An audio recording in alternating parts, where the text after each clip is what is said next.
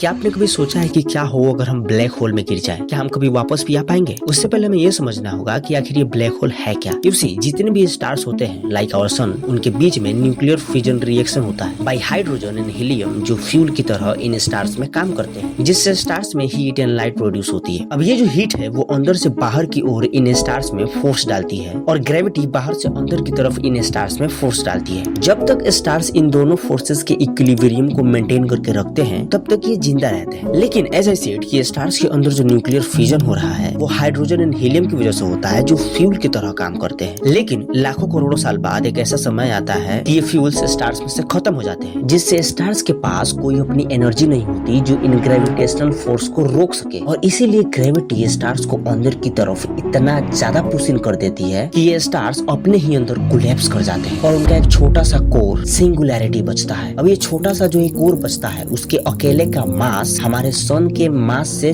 3 गुना से भी ज्यादा होता है, and that is called black hole, जहाँ पे ग्रेविटी इतनी स्ट्रॉन्ग होती है कि लाइट भी उसके अंदर से एस्केप नहीं कर पाती है। और अगर गलती से भी कोई इंसान ब्लैक होल में चले जाता है तो जिंदा वापस आने का कोई भी चांस नहीं है, क्योंकि as you go closer to the black hole, तुम्हारे हेड एंड फीट की ग्रेविटी डिफरेंट होने के कारण you will be so stretched and squeezed at the same time कि ना केवल तुम्हारे बॉडी की बल्कि तुम्हारे शरीर के एटम्स के भी टुकड़े टुकड़े हो जाएंगे। And then after some time तुम्हारे बॉडी के टुकड़े ब्लैक होल के कोर सिंगुलैरिटी तक पहुंचेंगे। अ मोमेंट इन टाइम, जहां टाइम का अंत होता है, ग्रेविटी का अंत होता है और तुम्हारा भी। Thanks for watching.